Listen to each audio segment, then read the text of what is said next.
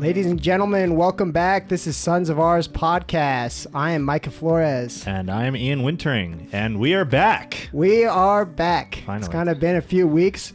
We were hoping to put an episode on, but it ended up not happening. Right. Yeah. But happy Easter, everybody. It's the second week of Easter, and we had pretty good celebrations here at the seminary once we got back and over our breaks as well. Right. So, yeah, hope that your Easter season has started off well. I know it's pretty exciting coming to the end of Lent, and especially after the Easter Vigil, if you guys were able to go, or Easter Sunday. And we've had a good week back, too. We're gearing up for finals, but we also had an awesome day last weekend on Divine Mercy Sunday. We had a day of recollection. We had a banquet back together, and so it's been good. It's been a good start to the Easter season for sure. Yeah, definitely. Yeah, and today we actually have a special guest in the studio, as usual. And Whoop, whoop. We have a seminarian from the Diocese of Helena, Montana, Tyler Frohlich. Why don't you introduce yourself a little bit? Hello, everybody. Hi, Tyler. Hi, Micah. It's great. It's great to be here. I am honored to have been asked to do this. As Ian said, I'm a seminarian from the Diocese of Helena, Montana. I grew up in Billings, Montana. I went to Catholic schools there. I went to Carroll College, and happy Easter to everybody. Yeah. Did you spend Easter down in Helena? You went home, right? Yeah, I went to up. We went up to Helena. Not down. We went to Helena, to the cathedral is where I served for the Easter season, and just a beautiful, beautiful place. I recommend you look it up online. It's probably the most beautiful cathedral in the country. Yeah, probably is. I'm a witness to that. I love that cathedral. Mm-hmm. Mm-hmm. Yeah, it's pretty incredible inside. Is it gold? Is it gold inside? I don't know. It's golden, and it's red. There's like a deep red hue to a lot of the paint, and that's the stained glass windows too, and everything in there. Absolutely. Yeah. See, Phoenix doesn't have any of that. Our diocese was founded in 1969, so that's pretty like recent. Of all years to found a diocese, that's not the best. But yeah, that was an intense year in the history of the United States and the world. Right. But we do have good liturgies. It's actually kind of a funny, so I was assigned to be the MC at my parish, right, for the Easter Vigil. And MC, for those of you, if you don't know, Master of Ceremony. So you're basically the server that's running around like a chicken with its head cut off, just trying to make sure everybody's doing what they're doing. Which it wasn't that prayerful of an experience, which is unfortunate, but it was still cool. Yeah. But it was really funny. So the organist that we have at our parish, right? She's super talented, really awesome, but she's not from the United States. She's an immigrant. Slovakia? Polish? No, Where she's is she from? Filipino. Oh, okay. But anyway, so she, they're doing the anointings, right, for the people that are receiving confirmation.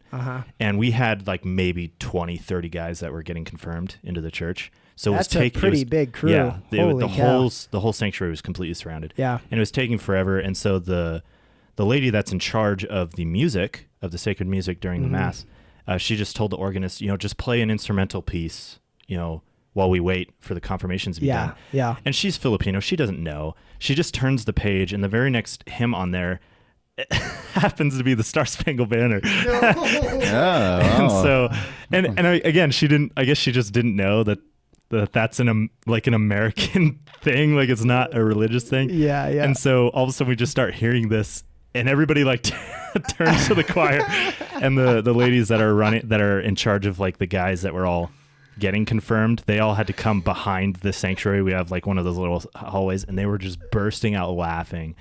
Because nobody can contain themselves. Well, yeah, when you walk into a church nowadays, you'll see the papal flag, the yellow and the white.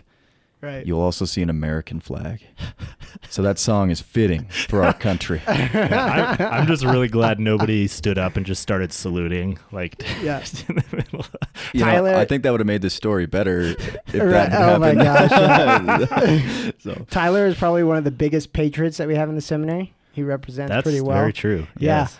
I remember last year my mom found this old 1984 Ronald Reagan calendar or something like this, and I was with Ryan Kent one of the other seminarians, and we both looked at each other and we're like, we got to bring this to Tyler. He would love this so much. Yeah, I'm not going to claim a political party, but I do have a tank top or a bro tank that says Reagan Bush 84. Even though I wasn't alive, but I do love the country that we're in, and I want to bring the faith of the church to it. So, Heck yeah. Heck yeah. Yeah. So this Easter break, I was down with 11 other seminarians and 2 priests down in Peru too, which is a pretty awesome experience. I mentioned it. Actually, I don't know if I mentioned it on the last podcast. I think you might have. I think you did. Okay. But we had a pretty epic week down there. We celebrated the Triduum in Piura, Peru, which is about an hour plane ride from Lima. I think it's a little bit further north. It's towards the coast. But yeah, we got down there and we stayed at a bigger parish in the actual city of Piura. And then we were going out to some of the mission parishes that this priest is in charge of, out into like the poorer parts of town. And both of the parishes that we went to in Piura had never celebrated the Triduum before. So it was the first time ever. Really? Wow. Yeah. And the parish that I was at, they had just built. So they built their parish like they had built all their other houses too. So they put up big bamboo poles. That was kind of the main structure. Then they had a metal sheeted roof over the top, and then thatched walls, like thatched with I think it was actually strips of bamboo that they kind of weaved together for the walls. And so just like a very, very simple church. They decorated it pretty nice inside. But it was like, it was an experience because we're kind of used to like all of the different things here in the United States, like just having a thurible, I guess, like one thing, one of the funny stories was, so we, at the beginning of the week, they kind of asked what our plan was. And we're like, well, we're hoping to do some catechesis. We're hoping to celebrate the Triduum, and we'll do house visits, kind of bless some of the houses if we can. And then at the end of the vigil, we're like, we're gonna have a party. Like we want to have Inca Cola. Inca Cola is the main soda that they have down there that we're just chugging by like the gallon. It was so delicious. That's hilarious. And then just like sweets and stuff like that. And then we got done talking a little bit about the party. And then I was like, ¿Tienes fuegos artificiales también? Which is like, do you have fireworks as well? And I was just joking, just thought it'd be kind of funny, just to dramatize the celebration, But we're finishing the Easter Vigil. Father gives the final blessing. We have like the go in peace, hallelujah. Yeah. And as soon as we're done, we just hear these explosions outside of the chapel, and we just all look at each other. We're like, no way, they actually got fireworks. Oh, wow. I think it was awesome. If you put your Easter experience with Ian's, it'd be like the 4th of July. Yeah, so I think there's something to that. That's funny. Yeah. Anyway, so we hope that you guys had as fun of an eventful of a Triduum as we did here at the seminary. Absolutely. They've had a good start to the Easter season. But yeah, so today we just wanted to hear a little bit about your story first, Tyler, and then hopefully we can jump into talking about masculinity. So you said you grew up in Billings and you studied at Carroll College. How'd you end up coming to seminary? Yeah, so I went to Catholic high school in Billings Central, and my religion teachers did a great job of instilling true faith in us. We have a ton of vocations come out of there. 2 years ago, a guy I went to Billings Central with just got ordained from here, Father Kirby Longo, and there's a lot of other guys that are in other dioceses, unfortunately, that come from Billings Central. So I just had a good faith formation. And, that I think that's where the Lord kind of planted the seed, to be a man of faith at least. I kind of want to do a disclaimer. I think sometimes people outside of the seminary think, oh man, when this guy was 4 years old, he said, I want to be a priest. And then, Right. he knew it for the rest of his life. And you do have Yeah. guys with vocations like that. That's very beautiful. Totally. My vocation story is more of I hear the Lord and I have to take the step. It's not a clear and cut thing. Right. And I think a lot of guys have that. But for me, that's just how it's been. Yeah. So I hear the Lord and I try my best to follow what he desires for me. And so, we're stepping through life. I go to Carroll College, great faith formation there. Father Mark Lenneman has been on Carroll's campus for a long time, and He's the vocations director too, right? Right. Vocations Yeah. director, very busy, because we don't have many priests in the Diocese of Helena. And so, Right. it shows what one good priest can do if he lives his vocation. Totally. And so he's like a father to me, a very good friend. And I just grew there, and that took a choice. I did some of the things that college kids like to do. And it took a choice later in my college career to be like, I need to clean up my act and move forward. Right. And as time went on, this is where Ian and I sort of have a connection. I was dating a girl, and I wanted more than anything to marry this woman. And after I graduated, I was a campus minister at Carroll. They do an internship where you do campus ministry, and that's what I did. I led a men's group, and I just kind of hung out on campus with a lot of the guys, and because the men needed to be formed, and they still do, of course, but that's grown.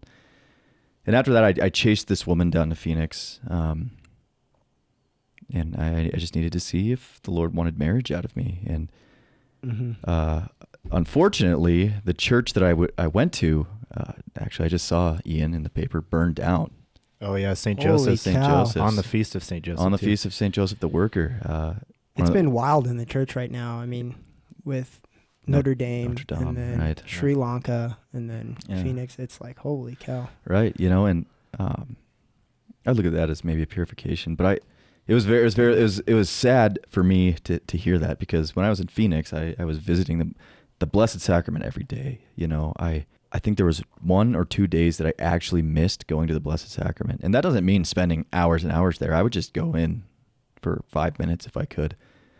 And I was discerning with this woman, and I knew the Lord wanted me to at least go see what was in the seminary. And so I moved back to Montana, and I still hadn't committed yet. I still was in this place, and I called Father Mark, and I said, hey, if I apply for seminary, can I go this year? Because I don't want to wait.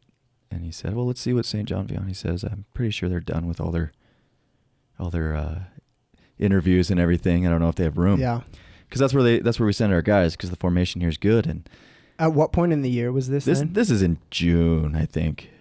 Okay. Yeah. So I mean, it's summer. I mean, people are gearing Right. up for the next year, and this is how the Lord works. My class is the biggest SY class that there's ever been. If one man ahead of me had applied, I couldn't have gone that year. Holy cow. We jammed 3 guys into one giant room. The Archbishop was living with us, so they accepted me, and I remember going for the interview, and Father Jim Thermos, he printed off my acceptance letter and handed it to me. It was like hot from the printer. So like, And he's like, see you in a couple days. yeah, see you in 10 days, and so I mean, That's like, nuts. sometimes the Lord just says the plane's on the runway and go, and Right. and I really do think that's actually a really good transition into what we want to talk about today with masculinity. Mhm. Right. And I mean, we just had the Feast of St. Joseph the Worker. Right. And just kind of like talking about that haste, like when the Lord asks, we have to follow, right? And that's what St. Joseph did. He would have the dream or whatever, and the angel of the Lord would appear to him and would be like, hey, you need to take the family down to Egypt, and it'd be like the next day that he would Right. get married in Jesus, and they'd go. they'd go. They didn't know how they were going to get down there. They didn't know what was going to happen. They knew it was probably going to be dangerous. Joseph probably didn't even know why he had to go, but he went. Right. I think the question we can ask is, do you trust God enough to become what you are as a man? Right. I remember in my SY year, I think it was our 3-day silent retreat.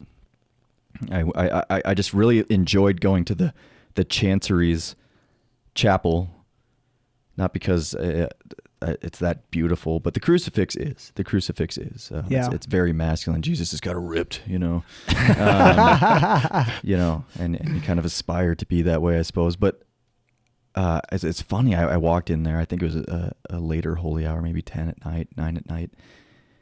And I walk in, and there's one kneeler down, and it was almost as if the Lord was just inviting me to be with him. Mm-hmm. And as I'm looking at the crucifix, I heard in my heart the Lord say, this is a true husband and a father. Wow. And that, that's true for a priest, and that's true for a married man. That's true for a single man. That's true. And why, but the question is, why is it that? Why is Jesus on the cross, particularly, the true form of masculinity? Because he's outstretched. He's giving his heart entirely in sacrifice to protect those who he loves. Yeah.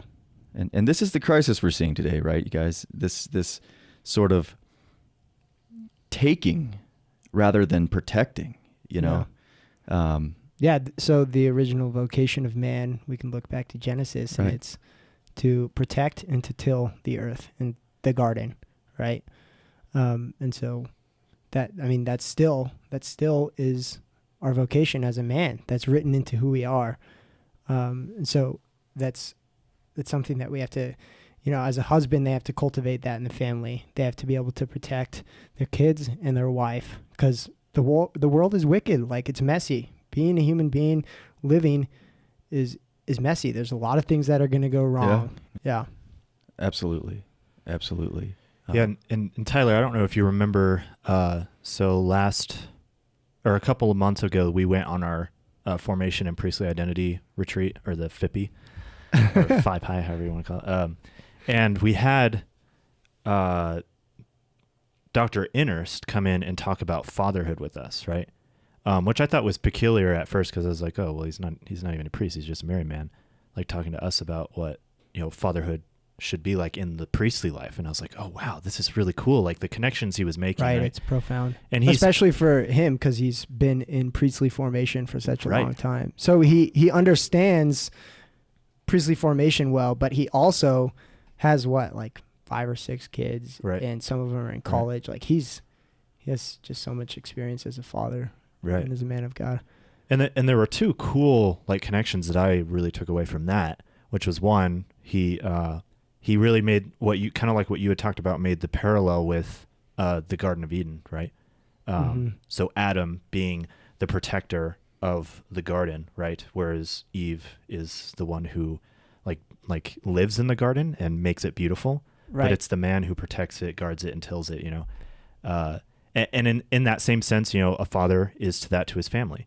Yeah. And a priest is that to his flock, And his parish, of course. And his parish, right? Yeah. But the other cool thing is that he mentioned that every day before his kids, I don't remember if it was before his kids would go to bed or if it was before they would wake up and go to school, he would always perform a little exorcism prayer, Like as a father, he has the authority over his kids, Right. He has spiritual authority over his kids, which I didn't know that. That's so cool. Right. It's that's such why, a powerful thing. The man of the house is able to bless his kids. Right. Like in a way, almost like a priest would. Right. But he's able to do that for his kids.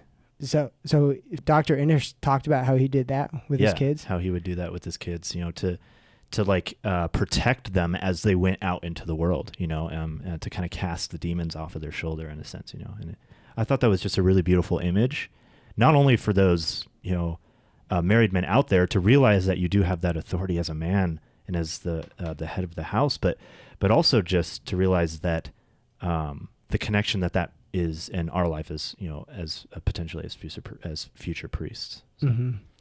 Right. Yeah. And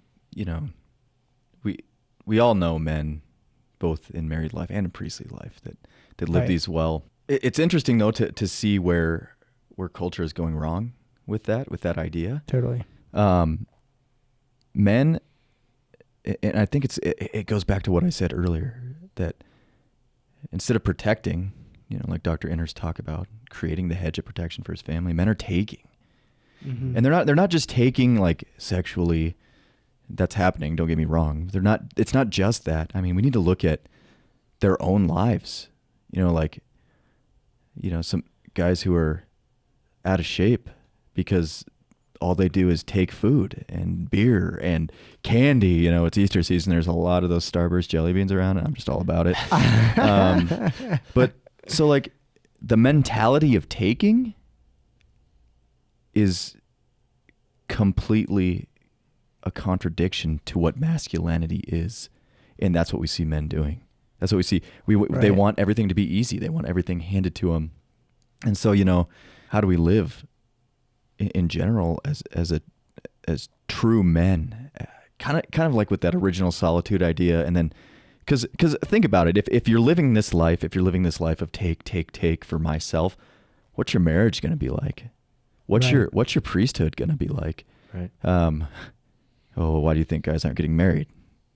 Why do you think there's a crisis in vocation of priests? Right. Men want, with the ingenious distortion of masculinity by the evil one, men are losing. They're losing themselves. And I do want to point out too that at SJV we have a great formation in masculinity though, right? I agree. Yeah. We got a weight room and it's full because it's small, but it's full. And we have sports going on all the time. We have true brotherhood. I think that's something that really contributes to masculinity. St. Paul says, as iron sharpens iron, so one man sharpens another. And the men here desire to be true men. So they're being sharpened in a way that's really helping them. But yeah, I don't know, that crisis in the world is something I think we really need to look at and be informed about, and then we can go out and form husbands and do what SJV's doing in their priestly formation. And then, I mean, I don't know what to do about the single guys, like, right. What do you do? How do you form that? Maybe we get into, you got to teach in high schools some of this true masculine stuff, true masculinity, and what that really means. Well, and just starting to, I think one of the most important things in forming boys to be men and forming men to be even better men is having role models to look up to, right? Absolutely. And having the example set before you, or having, like in the seminary, we've talked about this a bunch, how we're different. And so we can each help each other to recognize a different aspect of what it means to be a true man, and to push each other to grow in those ways. And so just like having good brotherhood, and then having good role models, like good fathers to look up to. And that's the great gift that I know I'm looking forward to be like as a priest, and then also the great gift that I've experienced from college and being in seminary is just witnessing men laying down their lives, men making a gift of themselves in their vocations, not being afraid to commit to things. But I mean, we hear this all the time. Tyler and I live together with Father Jason Wallace, and one of his favorite things to say is, "Yet your yes mean yes, and your no mean no, and anything else is from the evil one." Yeah, that's right. That's right. But I mean, I think there's a goodness to that, especially in being men. Is in order for us to sacrifice and also to protect, we have to be committed we were talking about how there's like a lot of single guys, and I would say, I mean, it takes time to like discover our vocation, but we have to be able to make that decision and to commit to something. And when we commit to something, then we're able to actually be formed. So yeah, both role models to show us what it means to commit, to protect, and to be a true man, you know, and yeah, committing. So right, and even like if there's not somebody within your life that is a good role model, because you know masculinity is broken, and there may not be anybody that you can look up to, but you always have the saints, right? And it's kind of cool to like see that there's totally, you know, different wide variety of super masculine saints. So you got like the Saint Giambianis, right? And then you got Blessed Pier Giorgio Frassati. Oh yeah. And it's just it's very beautiful to see how masculinity can be lived out in a holy way and in an authentic way, in a way that doesn't sacrifice the individuality of each person, right? Totally. So like not every guy can fit into this like cookie cutter, like what you see on TV shows, like the macho like football player on, you know, right. like not and everybody. then even then it's like we look at some of those guys and we're like, well, right, not even true men, right? you know? Exactly. It's a perverted sense of masculinity, you know. Yeah, and that's something that you know, you hear society talk about toxic masculinity, and I guess kind of that's what they're talking about. But what society does is they just throw a blanket over all of masculinity and say it's toxic. Totally. Which is an absolute lie. Right. Father Mark, our vocations director in Helena, was just telling me he was with the Franciscan sisters in Chicago, or they were at a men's retreat at Carroll College, and one of the sisters stood up and she's like, "Your masculinity is not toxic. Lust is toxic. Sin is toxic." Wow. This and this is what I want guys to know, is that to be masculine, yeah, you don't have to be able to bench 300 pounds like me. No, just kidding. I definitely can't do that. But you don't have, yeah, like Ian said, you don't have to be this, you don't have to be a cookie cutter, huge ripped guy who is really good at sports and can, you know, crack a beer on his head and drink the whole thing in one sitting. You know, that's just like, you know, like, and that is the distorted part. But I want to point out what St. Francis de Sales talks about when he talks about strength and gentleness. He said, "True strength is gentle, and gentleness is true strength."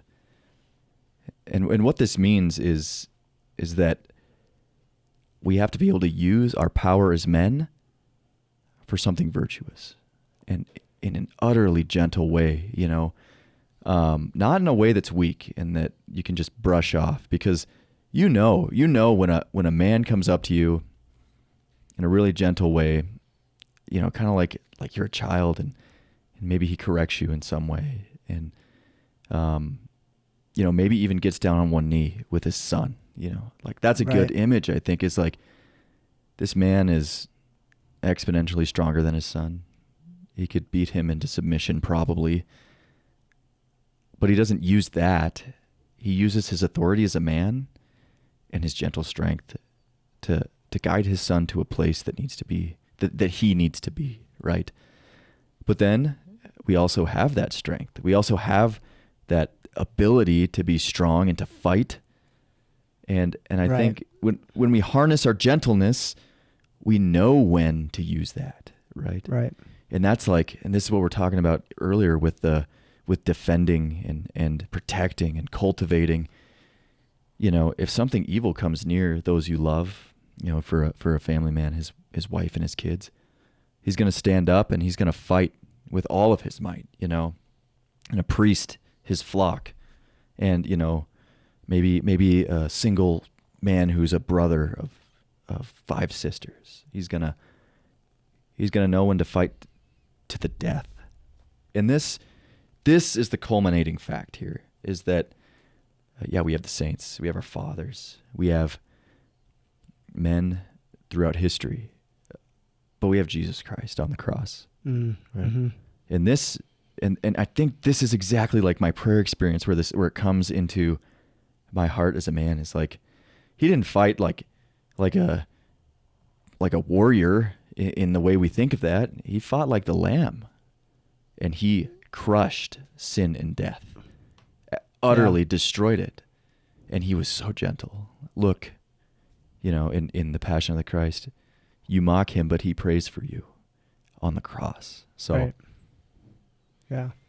And forgive them, Father, for they know not what they do. And and you can see his strength in being able to carry out the mission that the Father has given him, carrying the huge cross and enduring, patiently enduring everything that was done to him, from the trial the night before to the scourging to the carrying of the cross to being crucified. All of that, like, you see the strength of a man who continues to fight and not fighting other people, because Jesus knew that the real fight was, and St. Paul talks about this too, is the real fight is not with other people around us. The real fight is with the principalities and the powers, the evil one. That is the real battle that we engage in as men,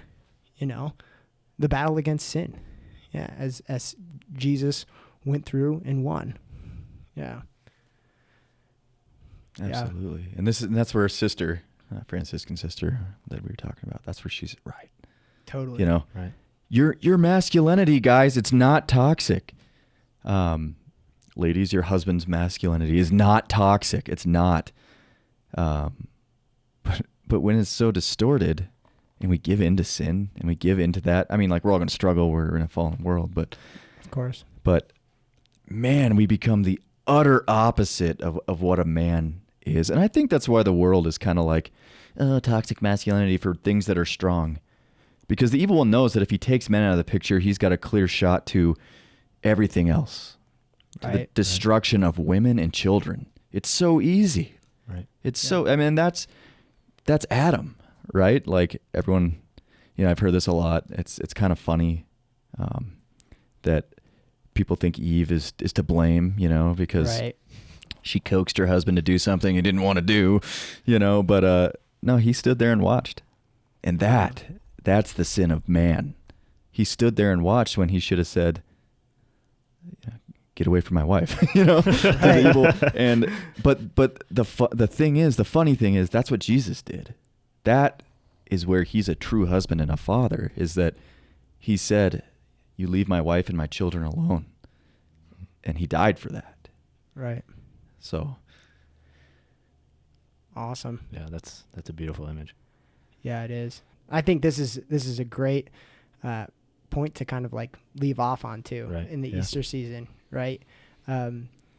We see Jesus being a true man and conquering sin and death, and that's what we get to celebrate now, is our freedom in Christ and the victory that he won for us in this Easter season. And what a joy. We continue to fight the battle, but we know that the battle has already been won. Yeah, we want to thank you, listeners, for coming back and taking your time out of the day to listen to our podcast. We will continue to try to make more episodes, every week until the end of the semester.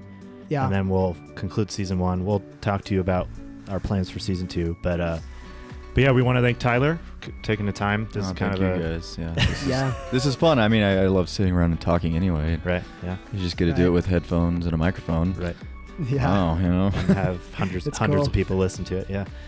And then again, we want to thank Father Brady, our producer, for being patient with us, and especially over Easter break when the plans for that Easter break episode just totally got destroyed. We're kind of laughing about that, Ian and I. I don't know if you guys have experienced this in your life, but when you try to do something and you've committed to it and you're doing it, and then the Lord just like shoves every door closed to make it happen. Right. That's kind of what happened. Yeah, to make it not happen. Yeah. And so it's just like, okay, I guess we're not going to put this episode up. Never meant to be. Yeah. So it's all good. But yeah. So before we ended, I wanted to make a shout out to the parents of John Stang. So we had Parents Weekend. That was probably over a month ago now. Right. About a month ago. Some guys received candidacy and stuff like that. And after we had our banquet dinner, John Stang's parents, Pat and Kathy, came up and wanted to introduce themselves and just encourage me and encourage Ian that they loved the podcast and we're continuing to listen to it and we're excited for the next episode and everything. So I just wanted to give them a shout out and thank them so much because it's nice to just have those like little nudges of encouragement, you know, sure. As we continue to try to put one out every week and stuff like that. So thanks for coming to say hello, Pat and Kathy, and we look forward to seeing you again when you come back to SJV for Parents Weekend or whenever you come to visit John or anything. And enjoy the Easter season in Dodge City. That's right. Anyway, you're listening to Sons of Ours podcast. That's ours with an A. We'll see you next time.